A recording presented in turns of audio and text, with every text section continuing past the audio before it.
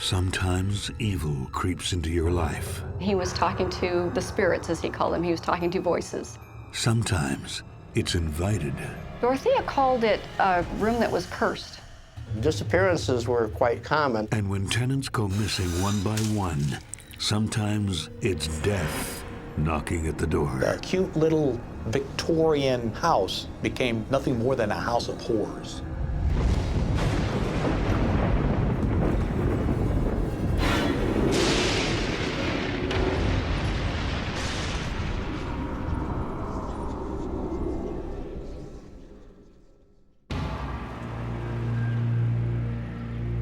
In the well-tended yard of a Sacramento boarding house, Might find some garbage in there. police unearth a grisly secret that's been buried for decades.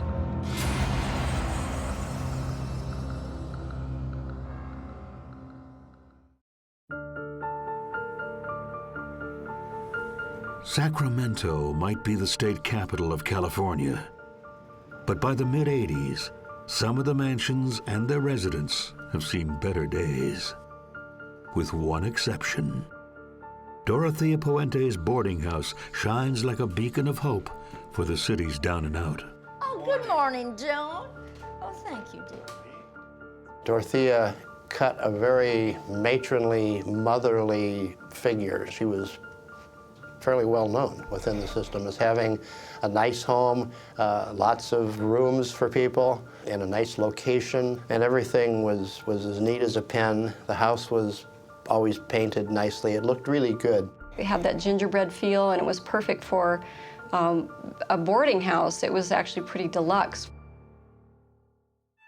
So in 1988, when a city outreach worker is searching for housing for a new client, Dorothea's boarding house is one of her first choices. So, I understand you have room for another boarder. Yes, in fact, I do, yes. That boarder is Bert Montoya. When he's found on the streets, he's in deep conversation. He was talking to the spirits, as he called them. He was talking to voices. Aside from his spirits, Bert is utterly alone in the world. The 50-year-old Costa Rican has no family and spends his nights at a shelter for drunks known as Detox. Detox is a corrugated metal structure. It's just a warehouse, basically, with a concrete floor and vinyl mats on the floor, lined up on the floor. And it's first come, first serve. So with people that have nowhere else to go, and the police would bring inebriates there, and instead of putting them in jail, just bring them to Detox. Kind of last ditch before you end up on the street. If Bert were to end up on the street, he'd be in trouble. He suffers from schizophrenia. When you took the Mellaril that the doctor gave you, did the voice go away? The voices that talked to you, did they go away that time with the medicine? No, they ain't no way. They didn't go away. The social worker, she was right there with him and immediately recognized what his problem was and kind of took him under her wing. And so she kind of made it her mission to help him because he was sleeping in this warehouse with 60 other men on a mat on the floor. Somewhere along the way, Bert loses his Social Security number. He can't collect benefit checks, so there's nowhere else he can afford to go. And so she set out to get him an ID so that he could get some benefits so that he could sleep somewhere in a real bed. He had a mind of his own. He needed a lot of care, not physical care, but watching and taking care of. Well, if we could find a good boarding house for you, would you prefer to go there? Okay, we'll try and do that. The outreach worker had found him the perfect spot. When they had discovered this house, how ideal it seemed. I'm sure he's going to be able to fit in beautifully, yeah. I think she had 3 or 4 different places, and with Dorothea, it immediately clicked. He also speaks English, but he has a Spanish background. Okay, all right. Well, I have some Spanish blood in me too. You do? Well, Puente, of course, being my last name. Yes, I go back. Yes, I do. Right.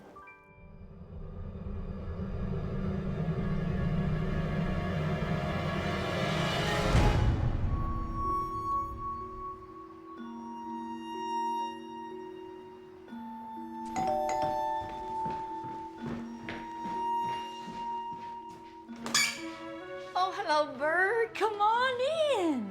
Dorothea welcomes Bert into the house, despite his history of mental illness, perhaps sensing his gentle nature. He was such a kind, lost soul. If he found money on the street, he would turn it in. Once he found $200 at Detox, and he handed it into the office. If someone liked his shirt, he'd take his shirt off and give it to them. I mean, he was just a very generous, uncalculating person. Bert was not a drinking man. A lot of the people in the home were. Most of them on some sort of prescription drug that was somewhat impairing. Oh, John, this is Bert. John Macaulay and Dorothea were quite close. In a sense, he was kind of her right-hand person during that period of time. People called him the major domo. John Macaulay was really a character. He was kind of a larger-than-life, bombastic, smart-mouthed guy who was also quite a drunk. Ben, this is Bert. Bert, this is Ben. He lives here too. Ben Fink was Jewish. It was an odd thing because he had a tattoo of a swastika. That was just his way of saying, don't mess with me. Ben Fink's pattern was that when he got his benefit checks, he'd have a bender. He'd drink until the money was gone. And then he'd sober up and wait for the next round of checks. John? This is Bert, John. He's gonna live here too. This is John, Bert. Hi, John. Yeah. John, I like your hat. It's the same. No, this is Bert. Bert. You're Bert. John. I'm John. That's all right. And your hat. John Sharp lived next door, downstairs, next door to Ben Fink.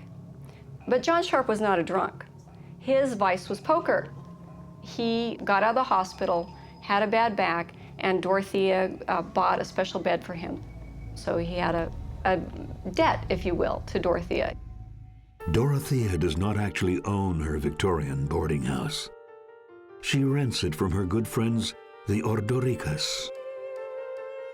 Cuando nos íbamos a mover, me preguntó, Ricardo, ¿por qué no me dejas la casa sola?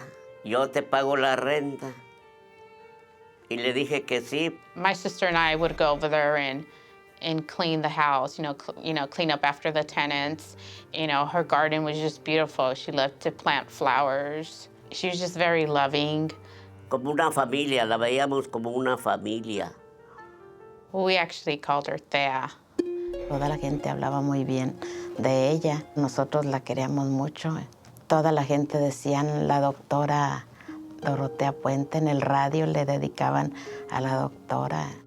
One of 14 children, raised in Mexico.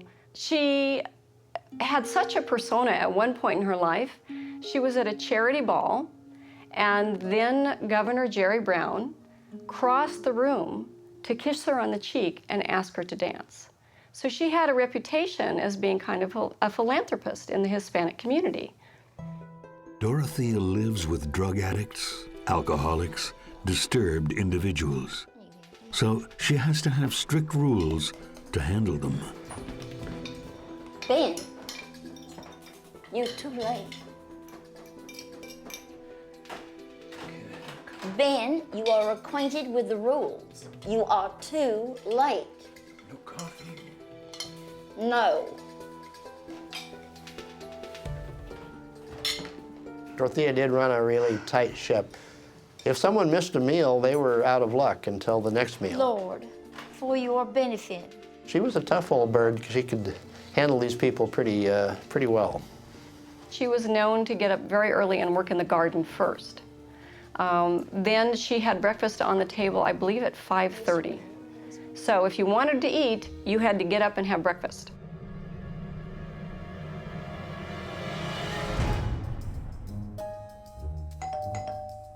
Dorothea doesn't drive.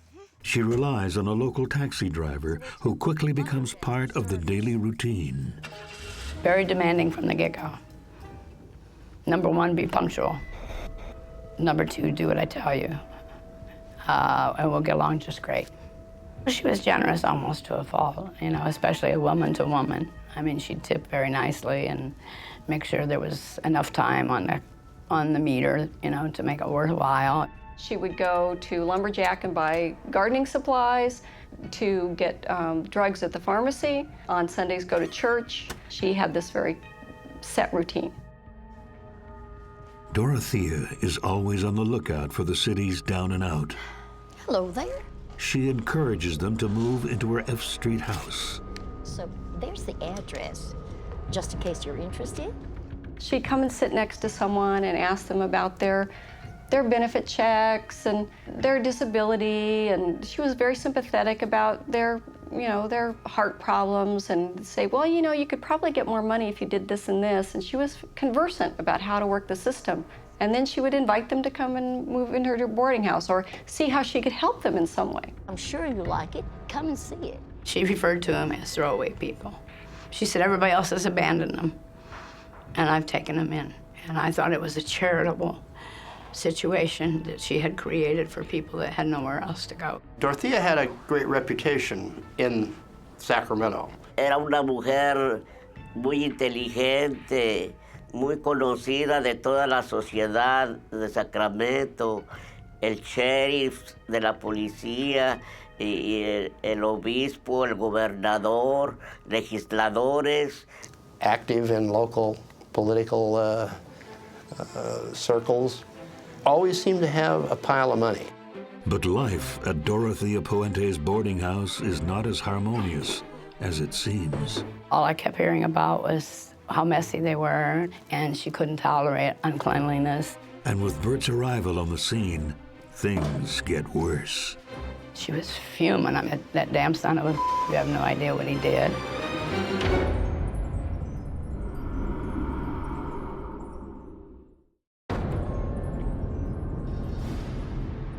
Bert Montoya finally has a cozy place to live, a Sacramento boarding house run by his generous but strict landlady named Dorothea Puente. Hey, Bert.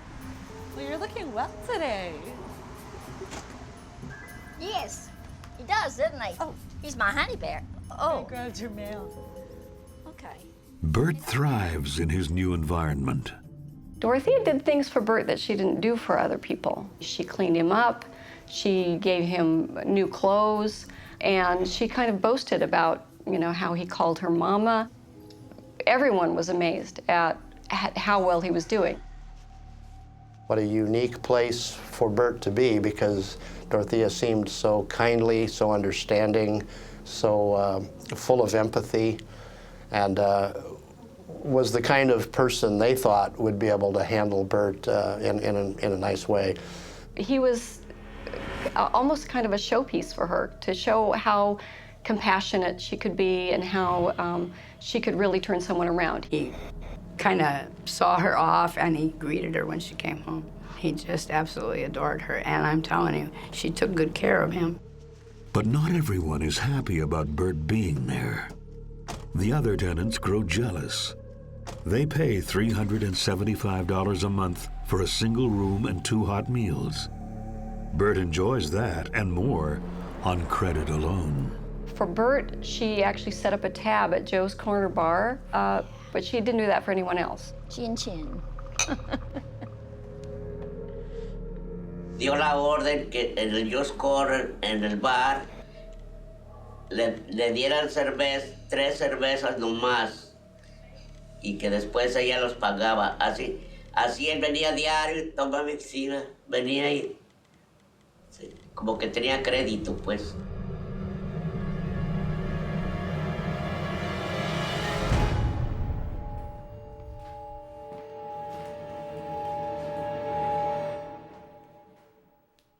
If Bert is Dorothea's pet, Ben Fink is her problem child.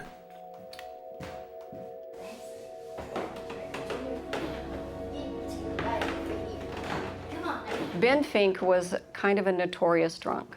He was someone who had been checked into hospitals with alcohol levels that were beyond mortality. I mean, they were death-defying alcoholic levels in his blood. And Ben Fink can sometimes make a lot of noise. John Sharp heard this thump, thump, thump down the stairs. And he couldn't identify it. He thought it was creepy.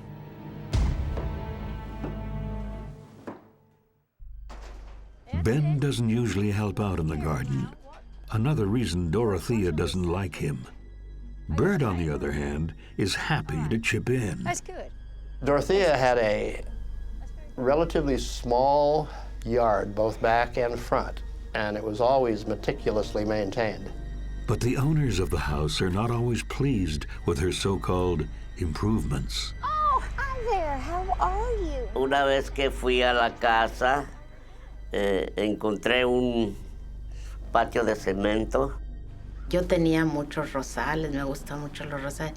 Cuando nos movimos yo dejé todas mis plantas ahí y cuando fui que vi que estaba ya diferente, le dije, Tea, ¿qué pasó? Quitó los rosales.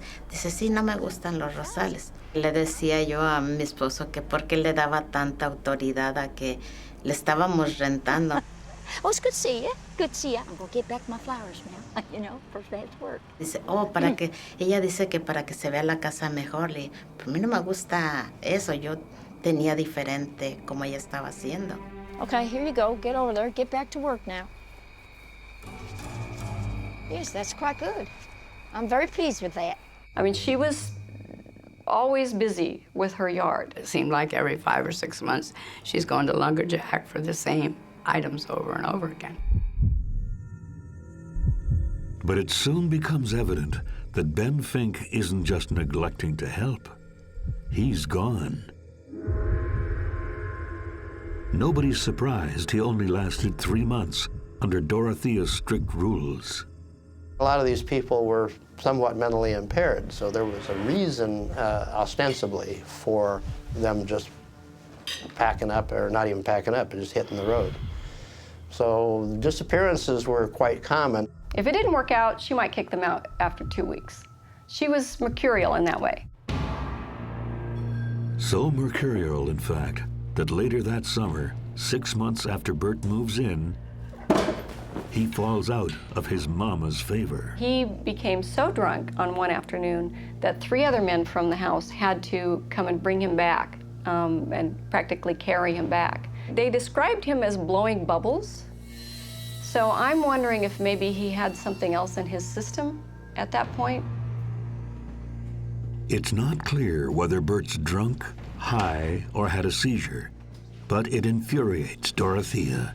She does not tolerate this kind of behavior, not with Ben Fink, and not with Bert Montoya. She got in my cab and she told me, that damn son of a b****, you have no idea what he did. She was fuming. I mean, if smoke could come out her ears, it would have. And I thought, wow. She was very, very protective of Bert. That's when I knew something was wrong. It's enough to drive Bert out of the F Street house that August and back to detox. And he showed up there one day and he was crying. And he was telling him, I don't want to go back. I don't want to go back. But Bert's departure doesn't expel the boarding house's demons. Dorothea called it a room that was cursed. She died in Dorothea Puente's house. The cause of death was suicide.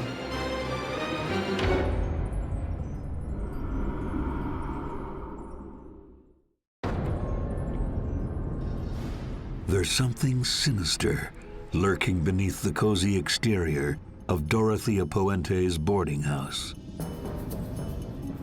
Around the time that Bert Montoya takes off, tenants notice a terrible smell seeping out of the empty bedroom upstairs. Do you smell something? Why, yes, I do, as a matter of fact. I have noticed it. But let's hope it doesn't come from my pancakes. It's not only the tenants who notice the terrible smell. So do the owners, who often stopped by to visit. Sí olía podrido.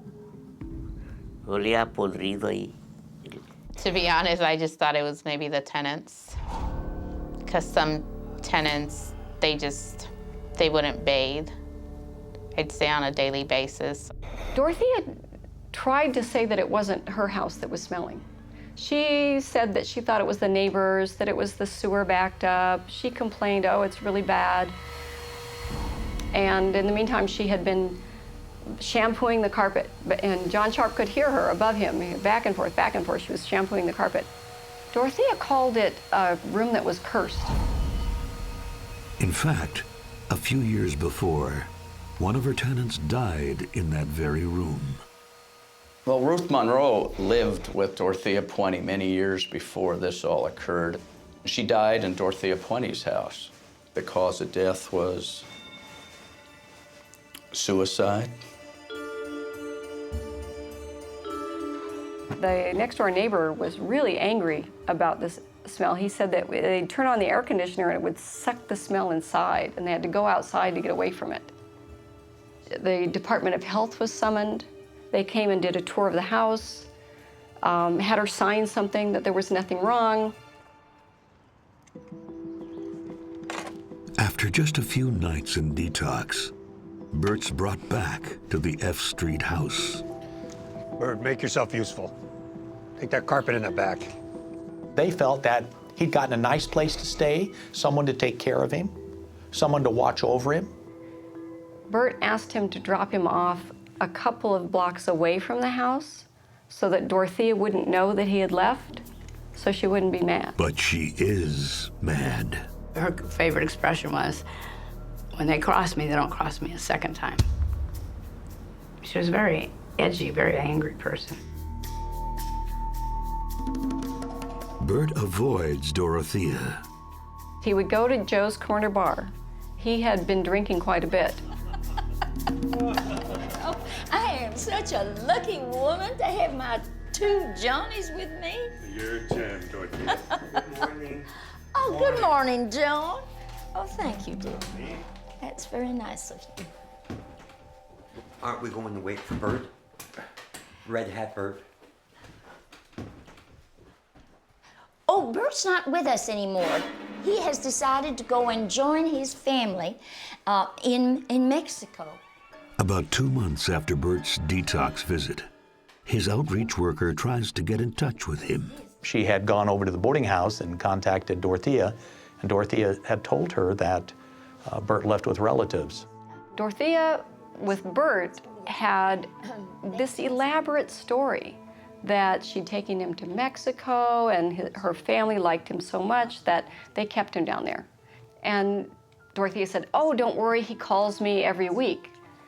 And so she said, well, when's he going to be back? And she started pushing, well, when am I going to see him? Well, I think she knew Bert. I think she had been with him long enough as his social worker that she knew that he wouldn't have just picked up and left like that. So she contacted police. Detective John Cabrera is given the job of investigating Bert's disappearance. Miss Fuente. Yes. Detective John Cabrera. We spoke on the phone a little bit That's earlier. right, we did. Yes. How'd you do? I'm doing very good, and yourself? I'm fine. Hello. The detectives came over to Dorothea's house with kind of an apologetic air. They didn't have a warrant. Is there a place we could go and talk? Oh, certainly. Yes? Certainly. Would you like to come through to my dining room? Oh, thank you. Everything that I needed to do, I needed her permission, which required us to get her permission to search, and it required us to get her permission to even enter into her residence, in which she did invite us in. She was very receptive to us being there. She realized what we were there for, you know, about Bert. It's a very nice house you've got here. Do you mind if I just take a quick look around? Not at all. You go right ahead. Thank you. Okay. I'll be with you guys in a second. She was very polite. She was as calm and cool as a cucumber.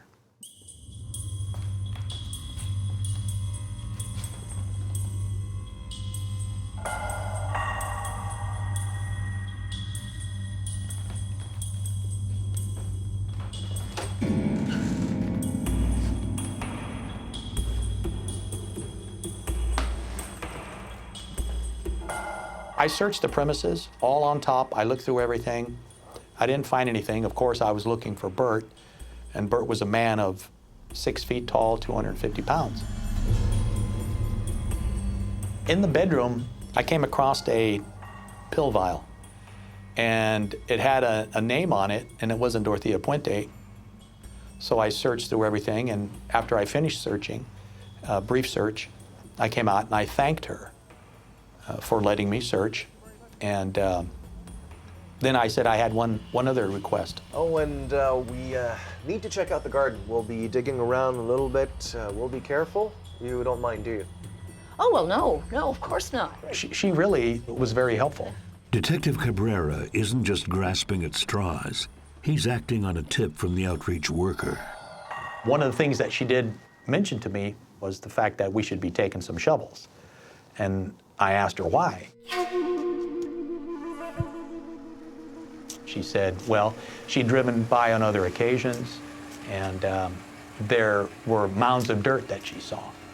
And she said it looked like somewhat of a burial ground, but when we got to the residence, you know, we didn't see anything like that. But we took the shovels.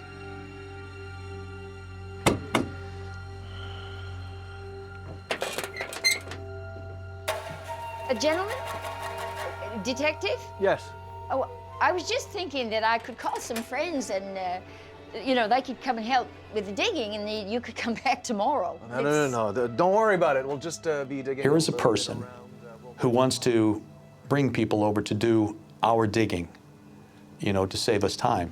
I just simply said, if she didn't mind, then I would like to just go ahead and do the digging ourselves. And we started digging 3 holes. Might find some garbage in there. What? Garbage. Junk, man. Sure luck. After 3 holes, they're thinking, this isn't going anywhere. We kept coming across eggshells and pieces of food and what appeared to be garbage, you know, discarded garbage. I was pulling out of the ground these small pieces of what appeared to be leather, and they were opaque in color. And I actually made a pile next to the hole. As I dig down, I hit this what I believe to be a tree root. So I take the shovel, and I mean, I'm just banging on this thing because I want to dislodge it so we can dig deeper. And I start pulling on what I believe to be a tree root. And as I'm pulling and pulling and pulling on this, it breaks loose. And I'm holding in my hands what appears to be a human leg bone. And I mean, it was just kind of utterly shocking. There was no doubt that it was human. It was human remains.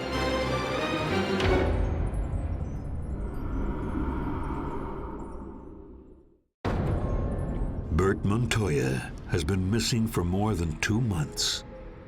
Police are digging up his landlady Dorothea Puente's backyard, and they've made a gruesome discovery. Well, then it all made sense. What I'd been pulling out of somebody's clothes, and there was a good possibility that the opaque leather-looking material was actually human flesh.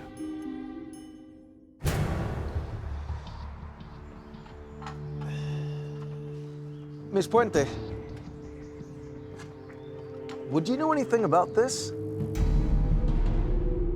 She was in shock that I found this. And I asked her about it, and she had no clue, no information, how that ever was there. What was obvious to me is that this wasn't Bert. You know, Bert was only gone for 3 months. And obviously, these were bones of someone that had been here, you know, for some time. I mean, I'd been in homicide since 1980, and I was aware that, you know, people would find bones, you know, in these backyards dating back to the early 1900s, 1920s. It wouldn't be out of the ordinary, given the date of how old this neighborhood was, that going back many, many years, that when people passed away and didn't have the money to take them to a cemetery or something, they could bury them in the yard. I wanted to continue on and wanted to continue digging, but obviously we had to stop at that time and notify the coroner. The next day, police return to the scene, and so does half the town. The news has gotten out that within a mile of the state capitol, a body has been discovered in a little old lady's garden. The crowd grew bigger, and the news got out. And then we saw trucks with satellite dishes. And the crowds became so big, we had to actually cordon off and close the entire street in front of the residents. There were vendors showing up, hot dog vendors, ice cream vendors. We even had t-shirt vendors, people that were already making t-shirts. You know, and on the front of the t-shirt was a little old lady holding a shovel, and the caption read, "I dig Sacramento." Thank you. Detective Cabrera, Dorothea wants to see you. Miss Puente. Am I under arrest? Of course not, of course. Where are you asking? Would you mind if I went and got a coffee where my nephew works at the hotel around the corner? Yeah, sure, of course, no problem. Come with me. Thank you so much. She'd been cooperative. She'd let us do exactly what I asked. And so I said, okay, I'd walk her down and right over to the hotel to make sure nobody bothered her or anything. I started digging again. In less than 20 minutes, I dug down. I knew I hit something. Sergeant! She walked away, and then just a few minutes later, they discovered another body in the yard. John? I definitely have something here.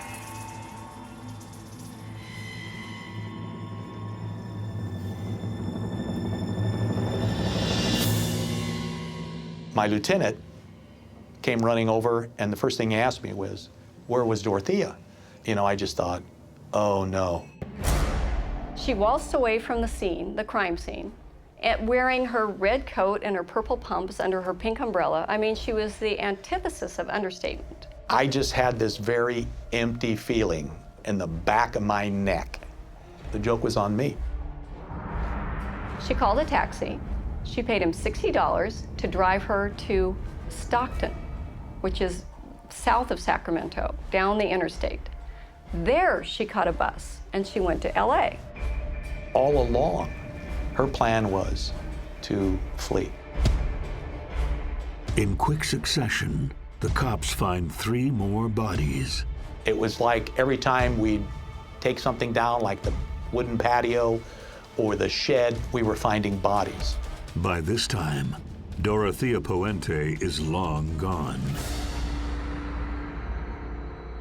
In the yard, remains of tenant after tenant are unearthed. Ben Fink is identified by his swastika tattoo. Dorothy Miller, an alcoholic with long-term mental problems. Betty Palmer, but police never find her feet, hands, and head. I searched everywhere, every possible, even under the house. I crawled under the house and looked in the crawl space area. To this day, we haven't found them, and we have no idea where they could be or what even happened to them. Aside from the headless Betty Palmer, police also discover the bodies of Vera Martin, James Gallup, and Leona Carpenter. In Leona's case, she may have been buried alive.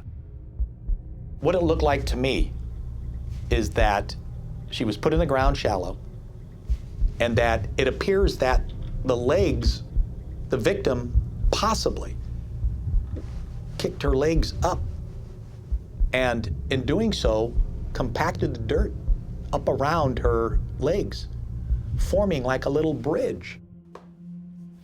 The cops take another look inside. The only thing that was odd to me was the carpet. One thing I'll never forget is when I pulled that carpet back, the most grotesque odor came out. And I knew that it was putrefying body fluids. The fact is, there were people that were living there. And so it was always based on opportunity. When was the best opportunity to put the body into the ground? So these bodies would have to lie there. until a period or a time when she could get him into the ground. I was in those graves. There was no odor. There was no smell. But in the death room, the carpet, the body fluid, that would knock you over. Things started to fall in place. Now, with the finding of the bodies, the rooms, the fluids became nothing more than a house of horrors. And their main suspect is still on the run and ready to strike again. Like a duck to water, she found the bar, then she found the guy. They had several drinks together, and he found her charming. To life.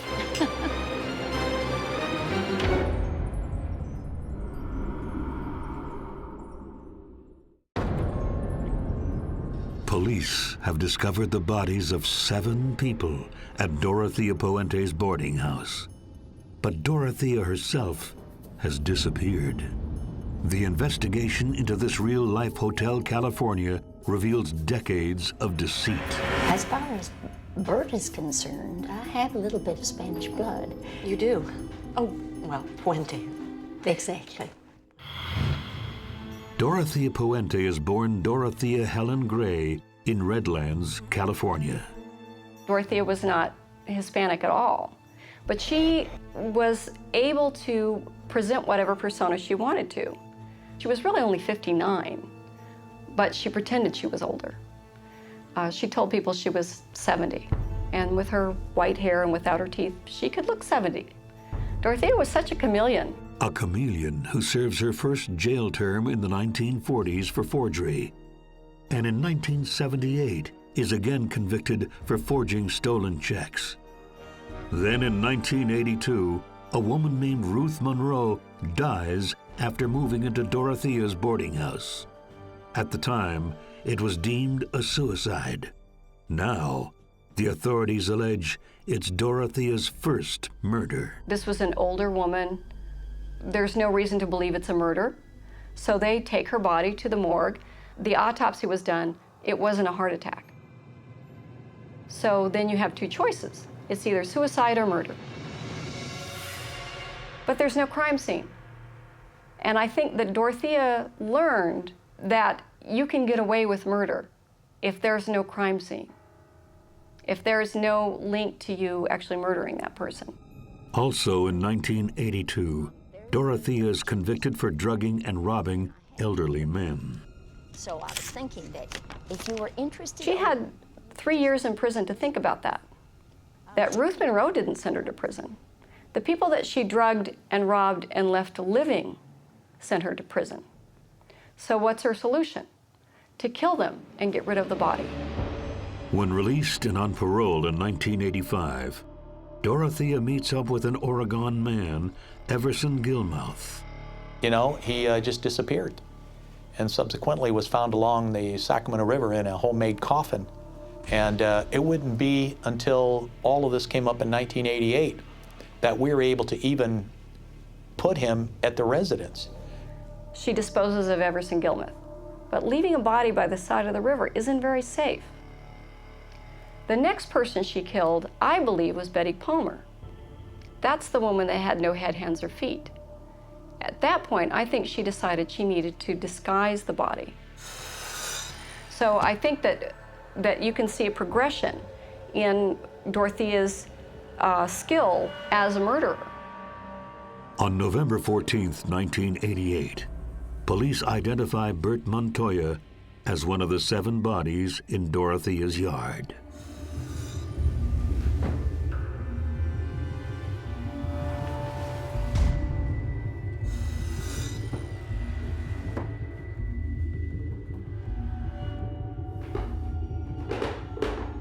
Something happened that caused him to become unraveled and upset and flee the premises, wanting to stay at the shelter where he previously came from. Whatever triggered this fear in him to not wanting to go back is that the possibility he stumbled upon something at the house, that he saw something.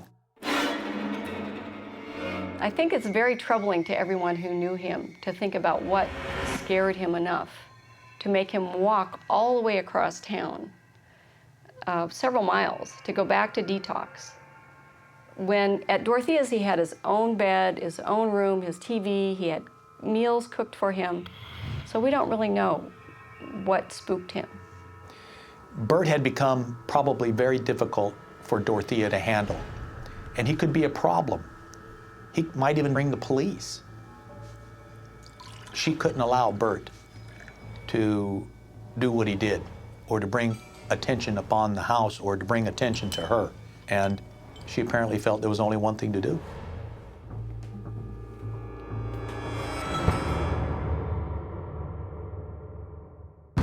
As the cops continue to dig up her past, Dorothea herself is on the run, but old habits die hard. Like a duck to water, she found the bar, then she found the guy. That appears to be a scotch. I'll have what this gentleman's having, please. Charles Wilgus was this man's name, and he found her charming. They had their conversation about Social Security money and how she could probably find him more, you know, because she knew all the rules. They had several drinks together, and she suggested that maybe they could have Thanksgiving together, and so they had a date. To live. At one point, she apparently had asked him to come on back to her hotel and they could discuss more. And he just kind of, nah, that's okay, I'm not going to. And so she said, well, here's where I'm staying, and if you change your mind, I'll be there. Well, this gentleman is watching television in the bar, and lo and behold, he looks up on the TV, and there's her picture. Police say her motive was simple, money. And they're talking about what she did, and she fled, and she's wanted. So he picked up the phone and called LAPD. Hours later, Dorothea's arrested at her Fleabag motel. She was sitting in an unmarked vehicle. And I remember going over and getting in the vehicle, and the first thing, you know, she said to me was, I'm sorry, Detective. She was remorseful, the fact that we had to come down here and all of this that had gone on. And that's all she really said.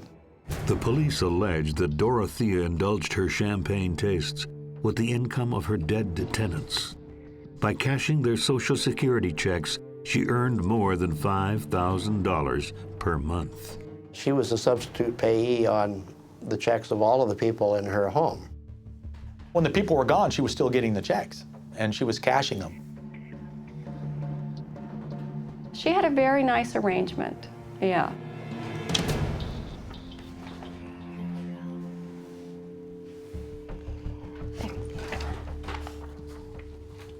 One of the people that we did interview was the postal person that delivered the mail. And she told me that when she delivered the mail at the end of the month, Dorothea was always out there waiting. The only one that she was to give the mail to was Dorothea. And there's a reason Dorothea gave generously to charity. Oh my goodness, when do you find time for yourself? Because I understand you volunteer at the local community Yes, center. I do. Yes, We I received do. phone calls from these charitable organizations that said that they were given bags of clothing from Dorothea. Well, what a great way to get rid of evidence. She collected a lot of money, and she became very proficient, but she also, I think, began to get a little overconfident in her ability. Between 1985 and 1988, Dorothea's parole agents visit the house more than a dozen times, but they suspect nothing. It's ludicrous that she was able to operate this house with no license and on federal parole. The parole agents were the ones that really should have known. They're overworked. I know that, but still, she, got away with murder for a long time. At first, police believe Dorothea must have had a willing accomplice. Dorothea, I know if we dig, we're going to find more. I know that. I know that. Well, I didn't put them there. I couldn't drag a body any place. I believe that. But I believe there's somebody else involved here. You know, when you're talking about Bert, he weighed about 250 pounds. Well, how does a person that's 5'3", 5'4", you know, 135 pounds, carrying somebody like that? One of the boarding house residents, John McCauley, is arrested, but not formally charged. I think he was in custody maybe for a matter of hours. There was no doubt in my mind. He had some idea of where she was going or what her plan was. But he wouldn't give up anything. So he was released in the days to follow. What's clear is Dorothea had many unwitting accomplices, people whose trust she abused. She had people in the house dig the holes. What did they know? All of her criminal enterprises were done in pieces. And if she needed assistance, she would have someone help her with just one piece of that. She wouldn't be so overt or so crude as to say, help me kill this person or help me dispose of this body. She would give you a task and ask you to help with that task. So you had also plausible deniability. And Dorothea Puente fooled everyone. Thank you. Thank you, Dorothea. Everybody had a piece of the puzzle, but no one wanted to put it together because Dorothea had that kind persona. Hizo muchas cosas buenas a la comunidad, económicamente, con comida, con tenerlas en su casa y dando dinero para obras de caridad. She did things like that to concrete her in as this good person in the community that would rise above any suspicion. Not everybody that ever lived in Dorothea Puente's house died. I mean, it wasn't like that. So she did have a good reputation. I think that if Dorothea had been bad-smelling, bearded, and tattooed, they would have been more stringent about her parole. But since she had this sweet little old lady con, and she played that persona so well, she just slid right by them.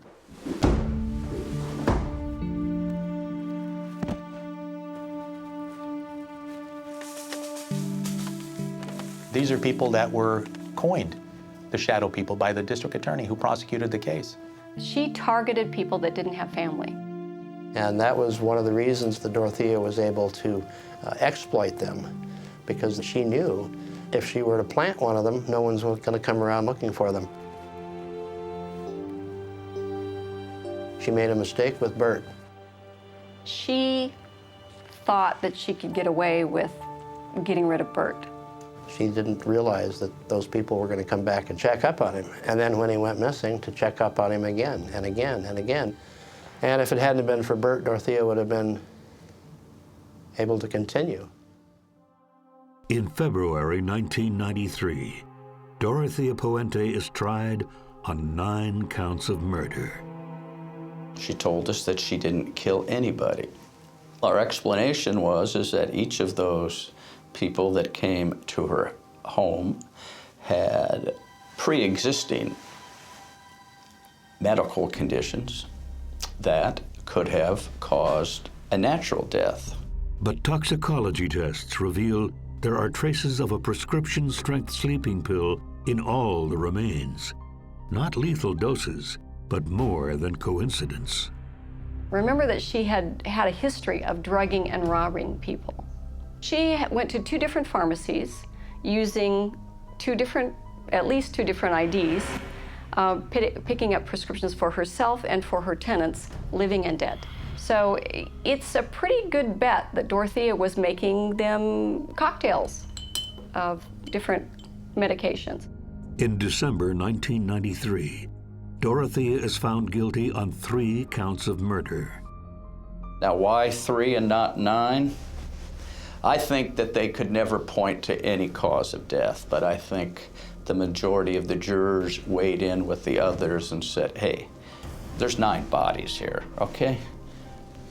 They just didn't fall out of the sky. And I think the strongest evidence the prosecution had was the fact that there were 7 people buried in her yard. Dorothea is sentenced to life in Chowchilla State Prison, where she dies in 2011. The Ordoricas will always remember her. I'm glad, I was able to visit her and, her last days I was there. She was a grandmother that I never had. Bert Montoya finally gets a proper burial. Little Bert, that was the one that broke my heart because she was mama to him. She treated him like her child. He was a sweetheart.